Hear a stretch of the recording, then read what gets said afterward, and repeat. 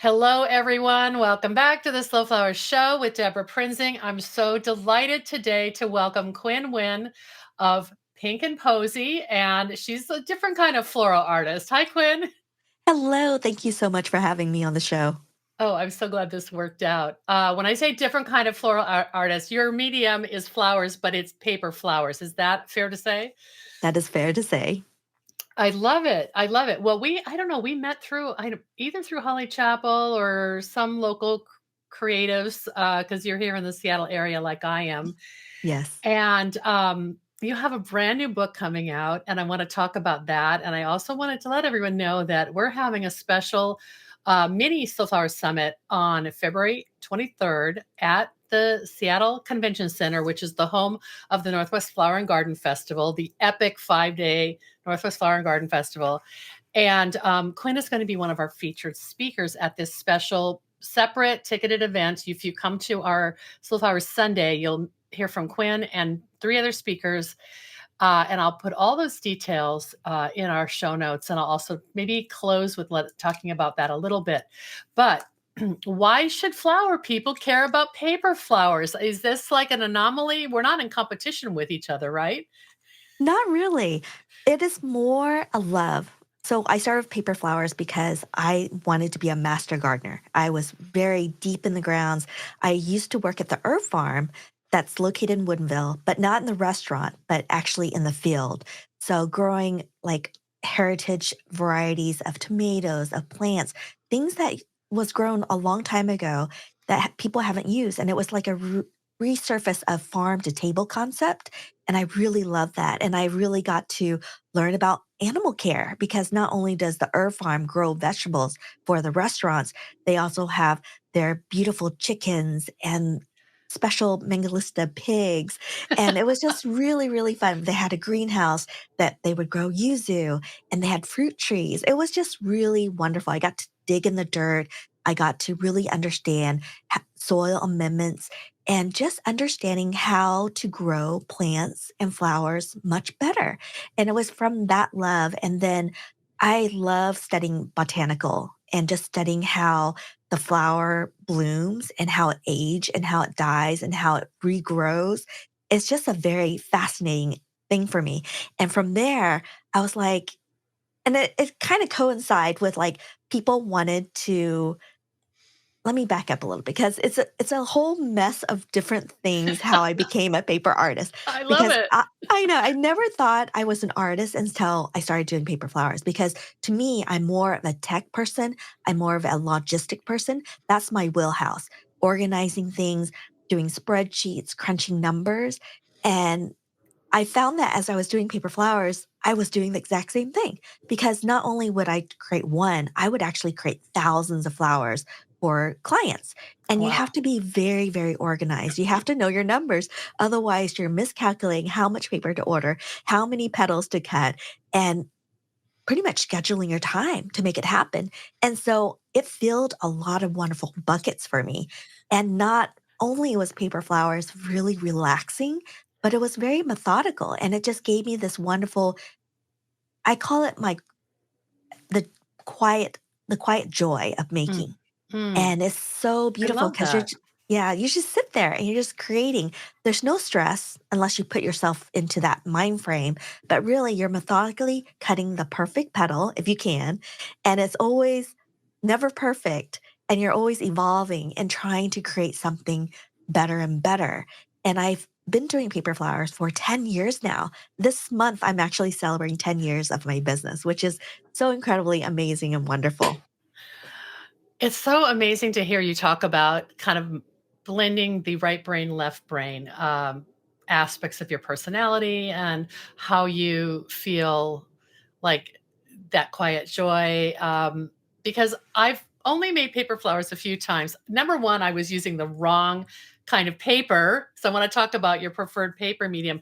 But you've got the little pattern for the petal, and then you have to trace it on the paper and make multiples and then cut them out.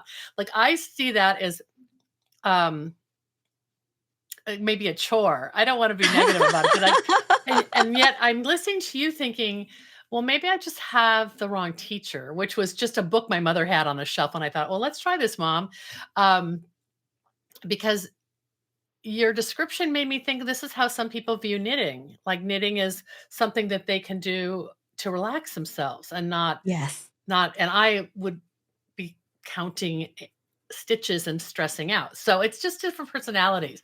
But you found a way to make it very universal for everyone to tap in and enjoy the art of paper flowers. And when did you start Pink and Posey, Quinn? How did this kind of manifest itself from wanting to be being a farmer and then wanting to be a master gardener to doing working in a completely different medium? My career path to where I got to today has been a very long, winding road.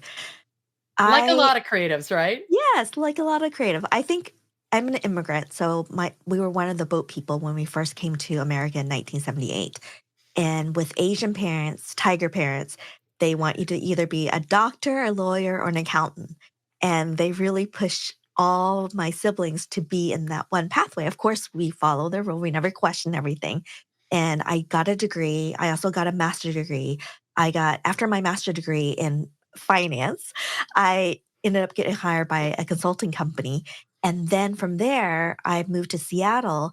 And that was the first time ever that I lived on my own, where I wasn't surrounded by family, by relatives that kinda took care of me, and I never had to cook for myself ever, and so I started learning how to cook, and I got really good at it, and it was so funny because I would bring pastries, I would bring lunches, I would bring breakfast items to my coworkers, and I would just, like, shower them with food and love because that's my love language is Right. feeding people, And caring for and people. Yeah. yeah, and so I made these amazing my passion is chocolate chip cookies. I love chocolate chip cookies and cream puffs. Those are my 2 favorite things to make, Oh my and gosh. so I made chocolate chip cookies. I would share it with my coworkers, and one of my coworkers actually shared it with his neighbors. They loved it so much, they says, "Oh, can we pay you to make 3 dozen cookies for our football game?" I was like, "Sure, why not?" Because I love doing this, not a bother at all. And they loved it, and they again, the following week, another football game, they ordered more, and they was like, "Hey, do you do savory food?" I was like, "Yeah, I can do that for you." And it was just a fun thing that I did, and suddenly their friends started calling me, and I was like, "Wait, you can make money off of this?" So I just did it. I jumped and I opened my own catering business. I really, first of all, I wanted to open a pastry shop because I think that was loving making cakes, little tiny Mm, petite little cakes, things. And that was my passion. And I was like, but people kept saying, we love your savory stuff too.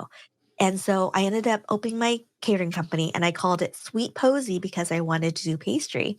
But mm, we ended up being a full service catering company with 12 employees. And just, we were one of the premier vendors for the museum over in Bellevue. And then the Fred Hutch was a huge client of ours. And it was just really, really fun. And then life evolved. And then I'm one of those people that if I see trash on the ground, I'll pick it up because, you have to, because right. you want to keep a clean It's the environment character. around you. Yeah. Exactly. And so if I see someone struggling, I go and help. And I was working 7 days a week, working 12 to 14 hours a day, taking no breaks because we were just so busy. Wait, And did you leave the consulting job, or at one point were you doing them both? I was doing kind of both at the same time, but then I was like, you know what? I'll just take the commitment. Mm, And then I just focused full time on it. And I did have savings at that point. mhm. And so I gave myself like a year and a half to see if this will work. And I was so lucky and very fortunate of being able to network and connect with people. And I think that has helped me a lot, even Right, today, on how to network and connect with people. Because when you go out and talk to people and you present yourself in such a way that they, one, will trust you and believe in what you have to offer. Because in reality, everyone does what you do and they make paper flowers. And how do you defend yourself from all these other artists or mhm, caterers? Because everyone offers, and the thing is, you have to think about everyone has their own unique flavors and customer service. And how do you offer it and wrap it in such a way that they just 100% believe in you? And I've been very fortunate. All my customers has been really wonderful. And it's been just amazing. on all these different jobs and people that I met along the way that has helped me and really lift me up to be a better person, a better entrepreneur on so many different aspects. And I've gotten to the wedding world where I met all these amazing photographers that has helped me today to photograph some of my images in my book. Yvonne Wong, who actually, she was my wedding photographer. And then we started working together and doing things as an event planner and then as a paper artist, creating bouquets and floral decorations. And it's Oh, just been an evolution. my head is spinning. I gotta go back one little bit. Yes. The catering and the 7 days a week and the kind of, I don't wanna say burnout, but the overcommitment. When did that kinda come to a head and you were able to Yes. pivot to, it sounds like that evolved into your work in It the wedding did. industry. So I worked so much and when you're young, you don't think about your body because you think you're strong. I hurt my back really, really bad. Mm. And that just put a big stop on everything. I was incredibly fortunate. We had a chef friend that saw my business grow and was very successful. He ended up buying my business. And so I was able to walk away. Oh, wow. What So year was not that? this was back in 2006. Okay, yeah, right. Because you said you've been doing paper for 10 years. So that was, Yeah. wow, my goodness. Yeah, What a blessing for you to just I know. heal then and Yeah. decide what to do next. You are a Mhm. serial entrepreneur then, I can tell. Yes, yes, yes. I'm the black sheep in my family. Everyone No. is like an engineer and they're like full-time jobs. Yeah, they're all secretly jealous of you, Quinn. You're living you're living your best life. But I can kind of see the connection from coming out of catering and, that high level of project management and customer service, but who's super creative. All of those things seem to have followed you into paper to Pink and Posey, Yeah, yes. but you kept It's the name been Posey in there. I did, but I spell it differently. So it's so Okay. funny. So I would have these guys calling me Sweet Posy. They would call it Sweet Posse. I'm like, that's not how you spell posse. And so I was trying to walk away from that. And because I sold my business, I could not use the word Sweet Posy, and I Right. spelled it Posie. And Oh, this time around, everyone that I talked to was like, I need to change, have it come up with a name. And because I wanted, when I first did paper flowers, it was mainly toward weddings. And most brides, they love pink, and so I was trying to think of it a good SEO way to optimize people to find me. of course So you were. I know, Pink and Posey came about, and everyone just says, "Oh, that just rolled off the tongue really well." And Posey is another way to spell Yes, Posey. exactly. So you're self-taught in as a paper artist, or like when you started 10, 11 years ago, were there very many people making paper flowers? There was not. I think there Yeah. was only a small, small handful of books that was out there at that time showing people how to do things. But I think I did only use them for image to be inspired. I never actually read the instruction because Of I course not. wanted to find my own way on making them. And it was just a really wonderful way because my background is in botanical.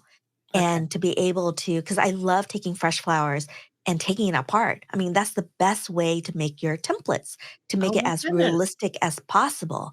Oh my And goodness, I didn't so, think about that. yeah. So So you you're just take really studying that flower construction.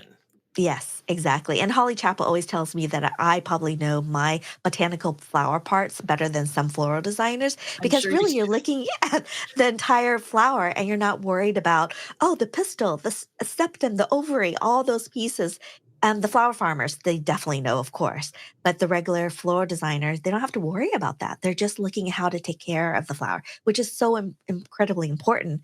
And with paper flowers, I mean, you don't have to worry about water, keeping them submerged, but you do have to worry water on you can't put it in the rain because, it's paper.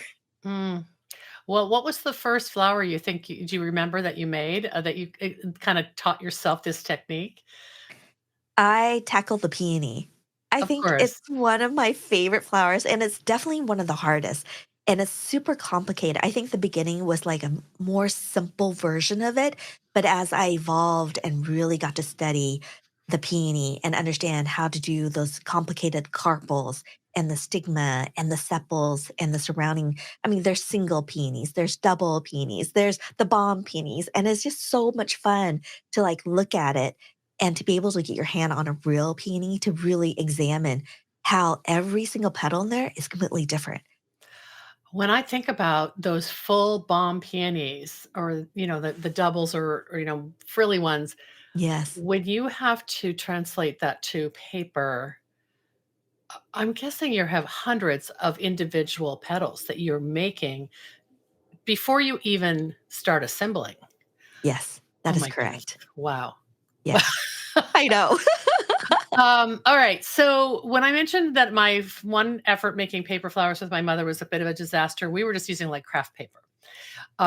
You have a lot of sources on your website, and I'll put your website up in a second, but of your favorite art supplies. Can you describe what medium is best for your method and how easy or hard is it for people to get their hands on that stuff? Yes. So my main medium that I use to make my paper flowers is actually European crepe paper. So there's two particular company. There is the Italian company Carne Rossi, located in Italy, that makes hundreds of colors. They're so beautiful. They come in so many different weights. And in just the past few years, they've rolled out even more crepe paper colors and new weights that really change the crepe paper industry. And it was really fun for that. And then we also have the German crepe paper company called Wayola in Germany, and their crepe paper is completely different. And we've actually had both companies on my podcast, Paper Talk Podcast. So if you want to learn more about it, we go quite in depth with these two particular companies. And the German crepe paper is so fascinating because when they first, they're a company that makes medical paper. And I'm on just the going to pop it up side, here too on the screen. So yeah, these are the companies, right? yes. Okay. And then, so these are the local companies. So Cart Finney, Rose Mill, and Petals and Pearls are located in the United States. Cart Finney in San Diego, Rose Mill in Michigan, Petals and Pearls is, I believe, it's on the East Coast, and they import all the I crepe see. paper Mm, into the United States. Wayola and Carne Rossi is in Europe, and so they pretty much Wayola only sells to wholesalers, so you have to mm, buy like a giant pallet. mm, And then Carne Rossi does sell it to individuals, so you can go to their website and buy individual rolls mm, directly through mhm. them. And here on your website, it also says that you have written a lot more about this on your blog and in your Back to Basics guide. So I'll make sure Yes. people have a link to that. But really, the best way to experience this paper is to study with you. And now you have this brand new book. So that is, I'm assuming that the book is kind of the natural evolution of all the teaching you've done and all the blogging and writing you've done and commissions you've done for private clients. This is like Quinn's brain in the between the cover of this book, right? Yes, it really is. Okay, so the new art of paper flowers, the complete guide to crafting gorgeous crepe paper flowers. Congratulations! What an Thank accomplishment. you. Thank you. It was so much fun writing this book. So, how did you tackle it? Was it something that you mentioned you'd looked at paper making books before, but never necessarily read the fine print or read the instructions. So you obviously have a philosophy about how you're hoping people will read the instructions and follow your directions. Mhm.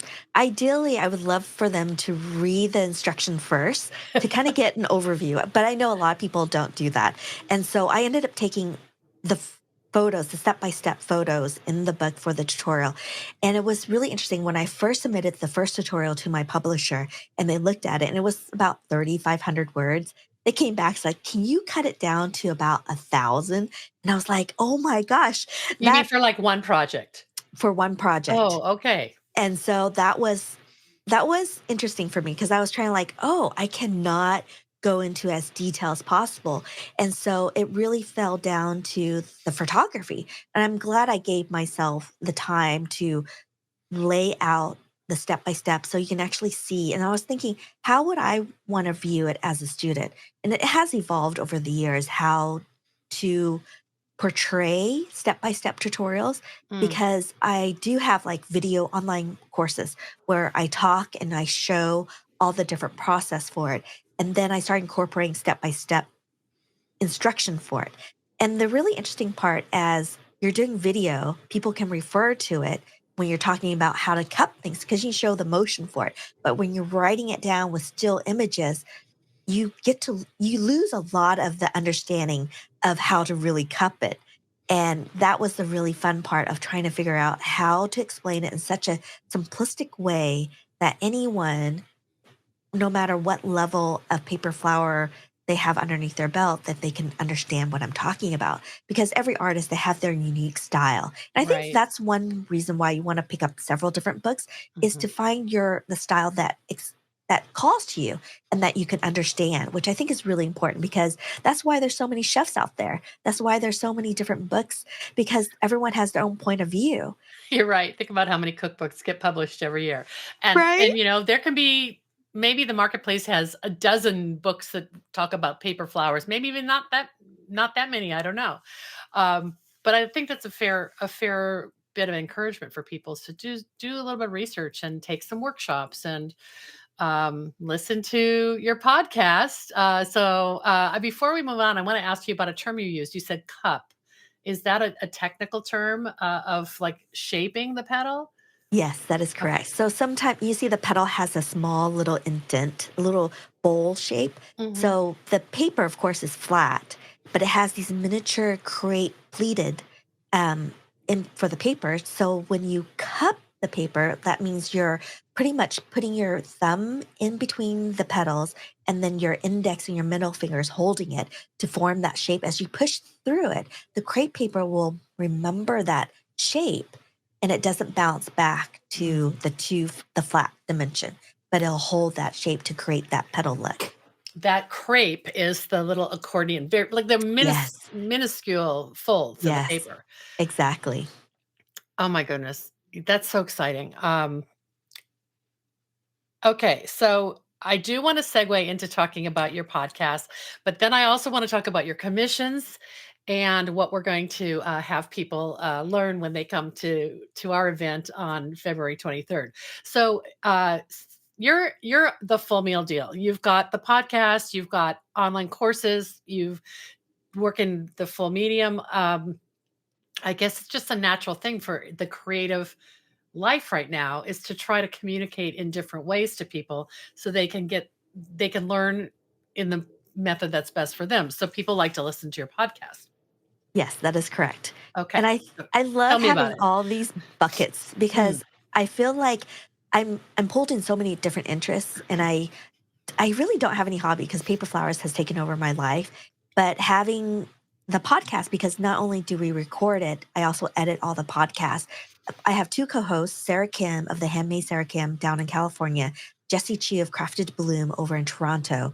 We all take buckets of things that we have to do. So I record and edit it. Sarah will do the video because if you follow her, she is an amazing creative person. She has sponsorship. She knows how to really push out just social media content. mm. She's an influencer for sure Okay.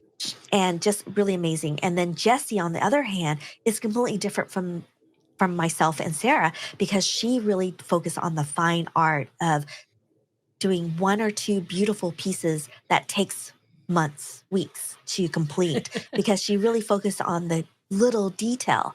But she can charge that. And it's just Mhm. really, really beautiful to see. And it's really interesting. Sarah comes from a musician background, whereas Jessie, on the other hand, she has an attorney background. And then myself, I'm on the finance. So we all bring different things into the playhouse. And it's really fun to talk to them because we get different perspective, which is really fun. Not only do we talk about the creative being a fun paper artist, but we also bring in other paper artists and we talk about their journey because then we found out all these amazing people that come from all these unique background all fell in love making paper flowers. And as everybody's journey is completely different. And it's so fun to say, you're not alone out there because when you're an artist, you work by yourself, you Yep. don't really get to talk to people. And it's really fun to make all these really great connections and to share their story and to build our community. Our community is very, very niche and it Mm. is growing day by day. And I love that. And my biggest goal is to have a worldwide paper flower convention one day.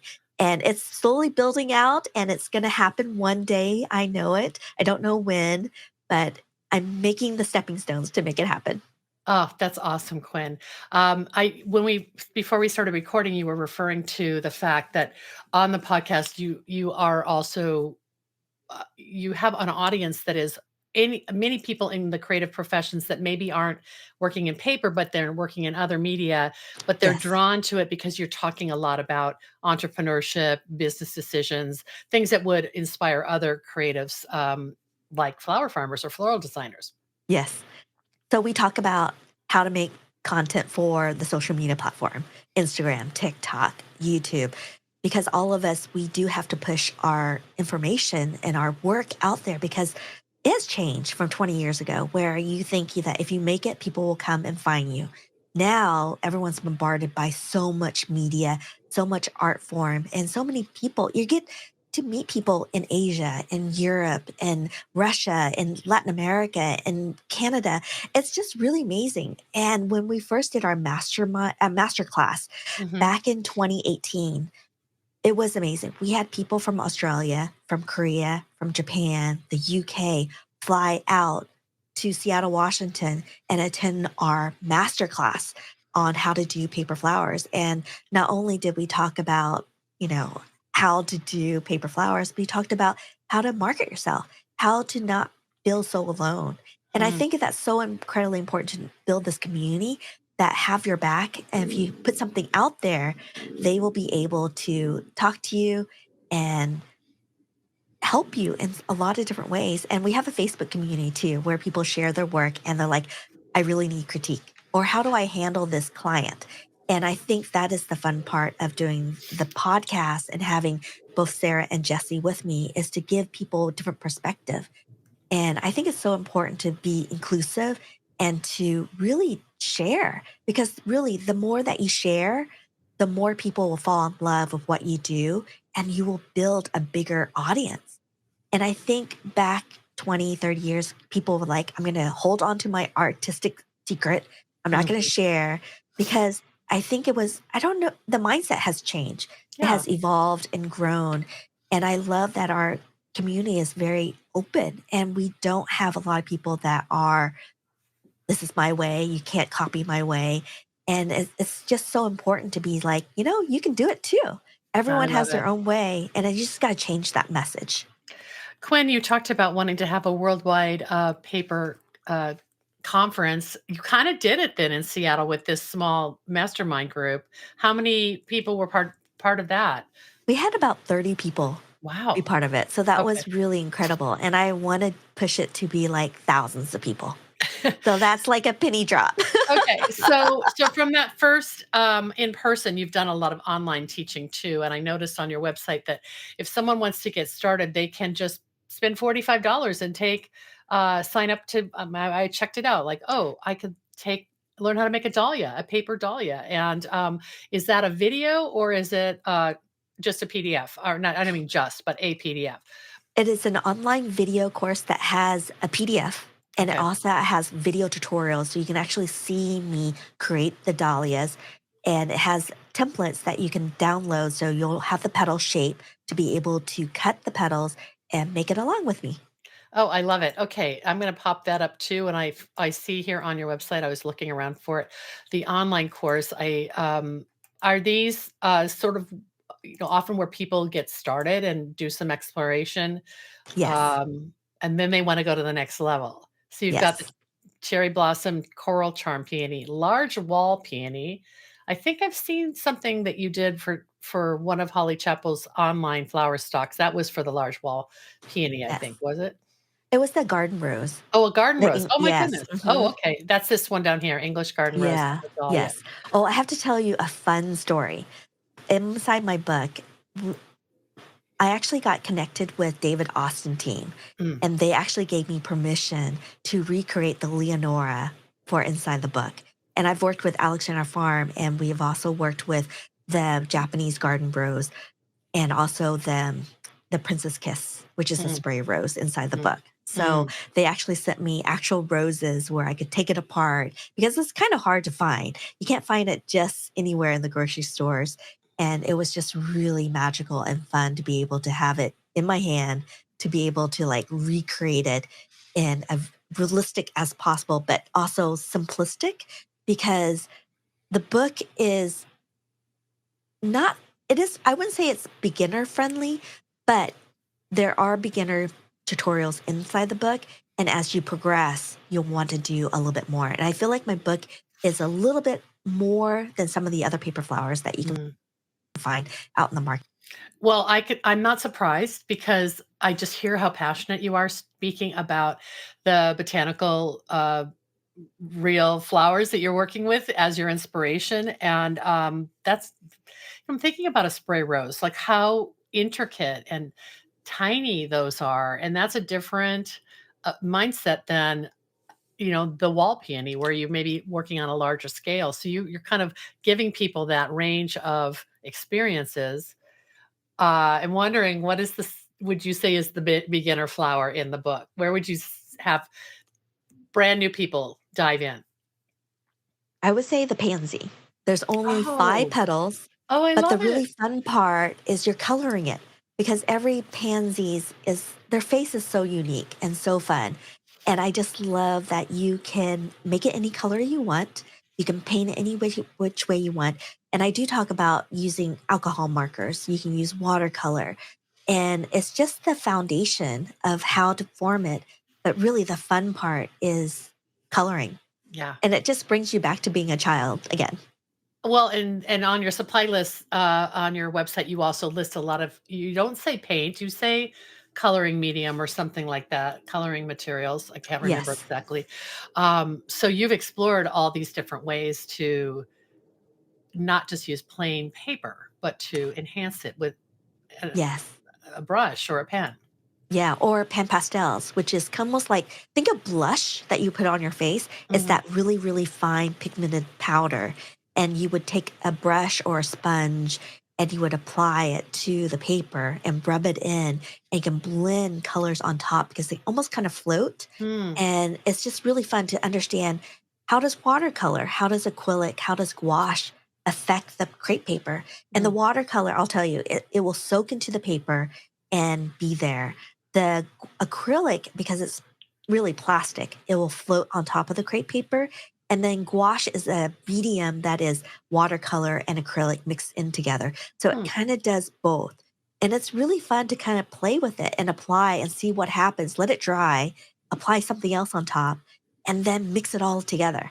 And Oh, so I do believe crepe paper is almost a mixed medium because mhm, now I've started using dry clay materials where you can actually mold. Like in my book, we talk about the snowberries.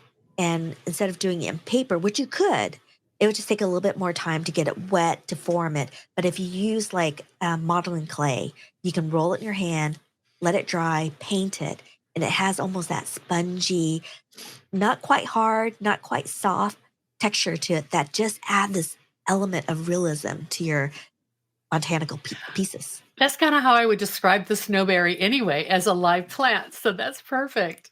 Oh my goodness. You mentioned that you kind of segued into florals, through, um, event planning and working in the wedding industry. Were you making paper, um, bouquets or installations for, weddings? Is that how that all began? So when I first did event planning, it was mainly the logistic of it, Okay. planning it out, Just pulling all these just different vendors. the brain you have. Yes, exactly. And then one of my brides was really like, I want to do paper flowers. And I couldn't find anybody local. So I was like, you know what? I can make it happen. And so I just went to the library, I looked at YouTube. And when I first did it, it was mainly cardstock because crepe paper was not really available at that Okay, so you know time. what I'm talking about, where you, like, have to get the pencil to roll it and Yes, all okay, yeah. exactly. Yes. So I did that first, but it didn't really call to me. It Mm. was pretty, but it was really technical enough You for wanted to me. push it further. Yes, I wanted to push it further. So after I did that, we had a great photographer. People started calling and asking me for it. I was like, "What? Is this a thing?" And so that has evolved, and I started researching because I love researching things. I started researching, finding all these different artists, all these different mediums, and I was like, "How hard is it to order?" And so I ordered some, I played with it, I fell in love with it. It was a completely different materials that was very reactive, and it was just magical. Mm. I can't describe it even better than that. It was just really, really fun. It just called to me.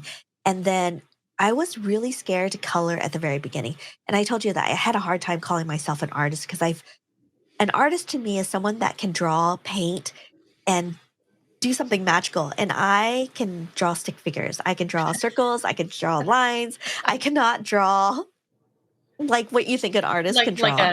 a complete, I don't know, like a what an Yes. illustrator or artist Yes, would do, right? A exactly. portrait. Yeah.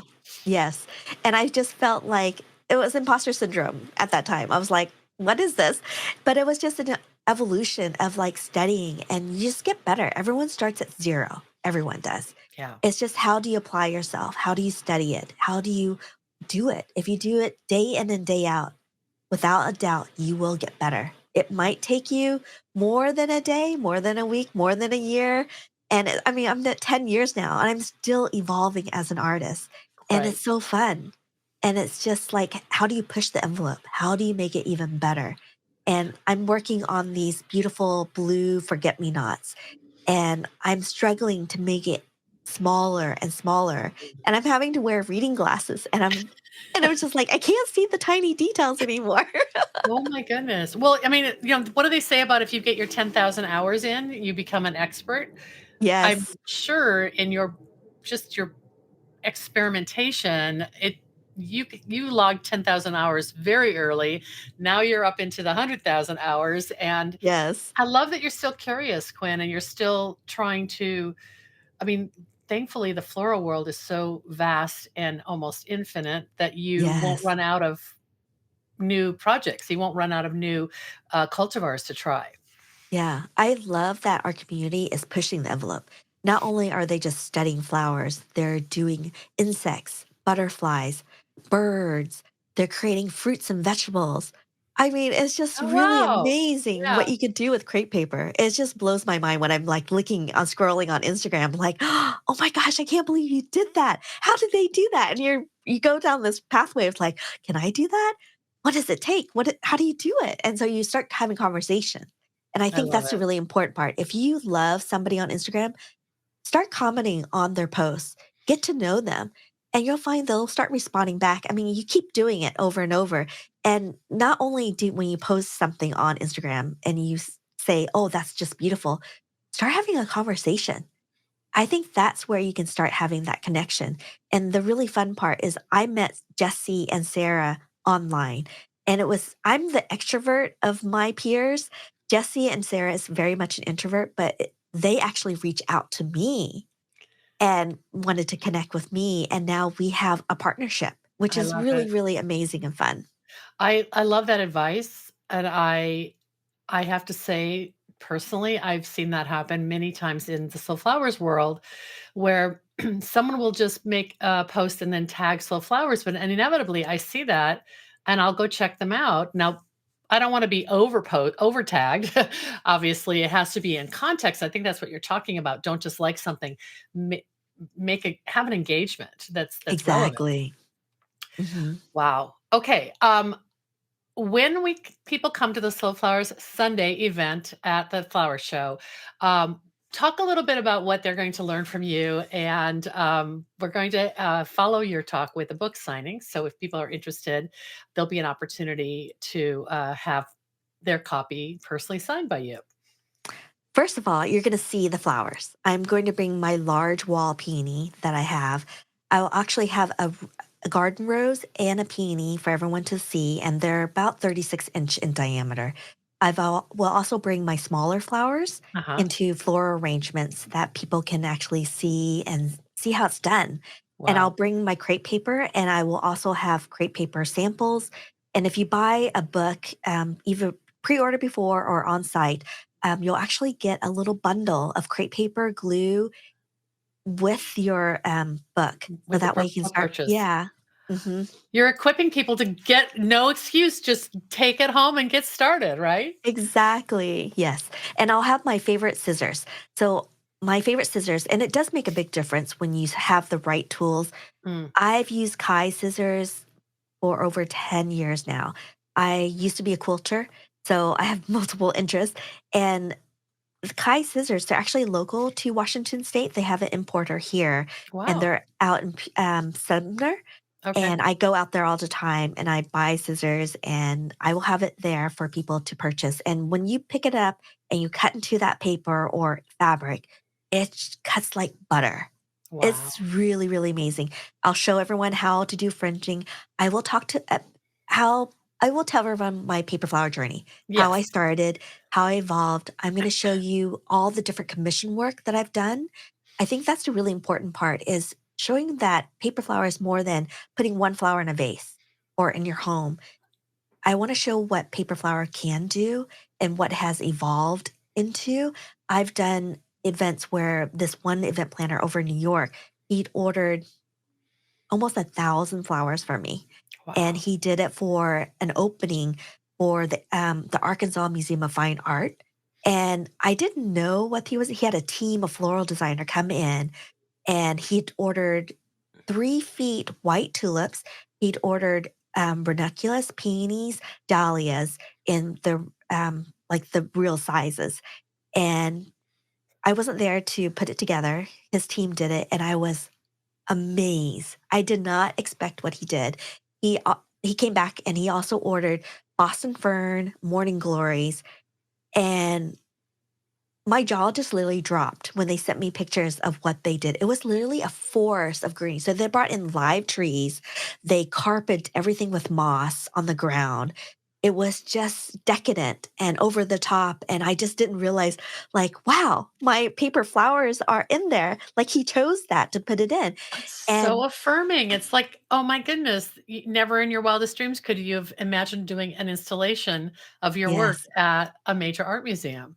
yeah. And actually, the fun thing right now that I'm working on is I'm actually working my own exhibit for a museum over in Cleveland, Ohio at the Cleveland Museum of Fine Art.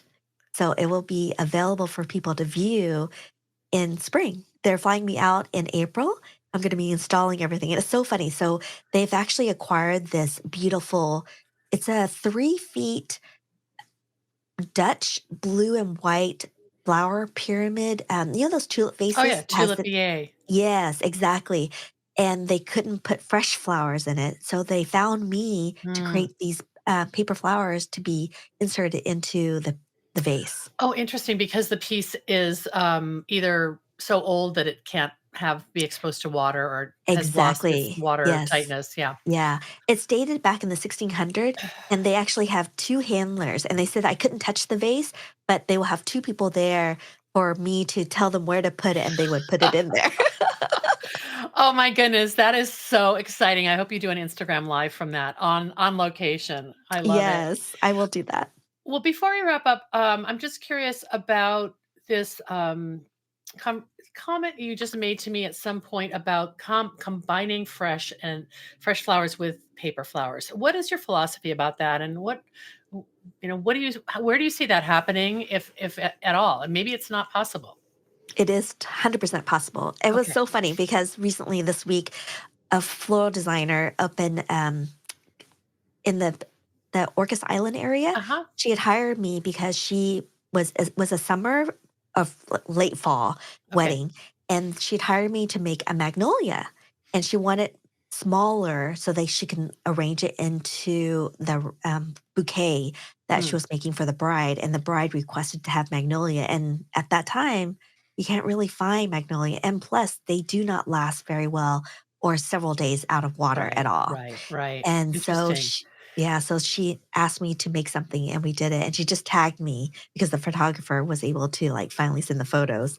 So it's really fun to see that happen, and I've done other pieces where we've taken, like, fresh foliages and we inserted paper flowers because it is time consuming to make every single leaf.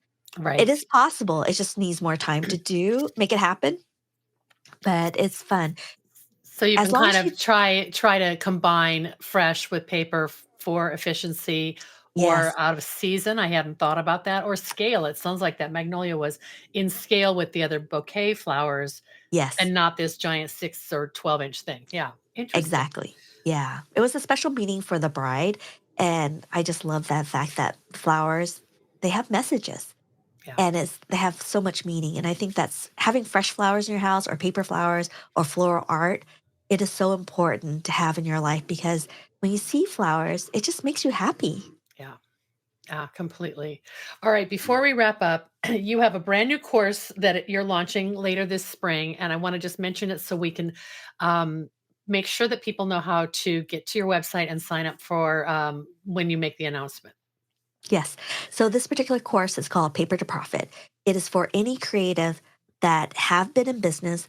They want to make sure that their foundation is correct, like all their know how to do their taxes, their bookkeeping. And we also talk about social media content on how not only do we talk about how to the different ideas that you can create, but Hmm. we also talk about the equipment. I think a lot of people do not share this is the equipment you use, this is how you use it, these are the different mics because I would say both Sarah and I are super geeks on tech stuff.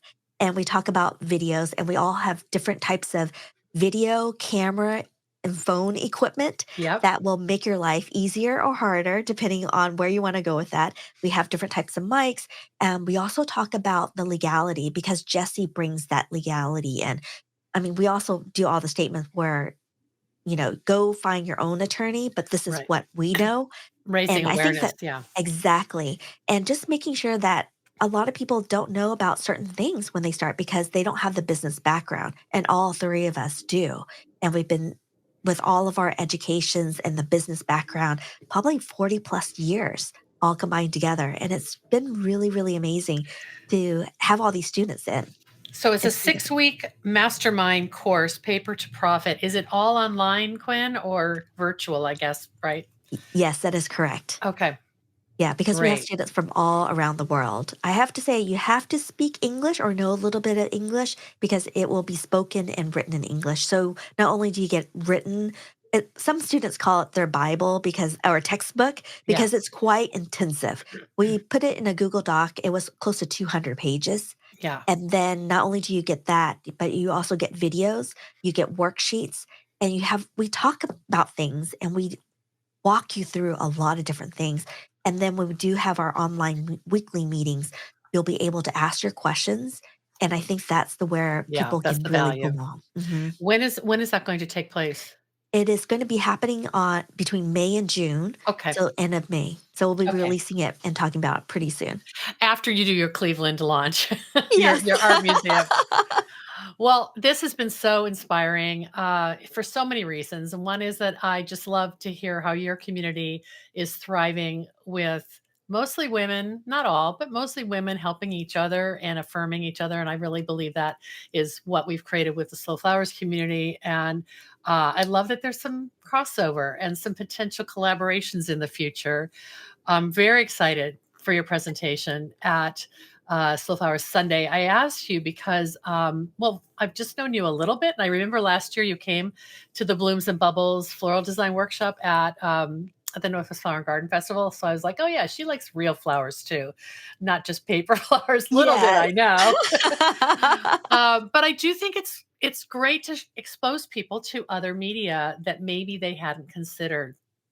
I'm seeing that a lot in the way that people can expand their business and do derivatives like, oh, maybe I can grow for dyeing, maybe I can grow for pressing, maybe I can grow for drying, maybe I can integrate some of these things into my retail business. So, all of that to say, there's a new world out there, and Quynh Nguyen is going to introduce you to it if you come to the Slow Flowers Sunday.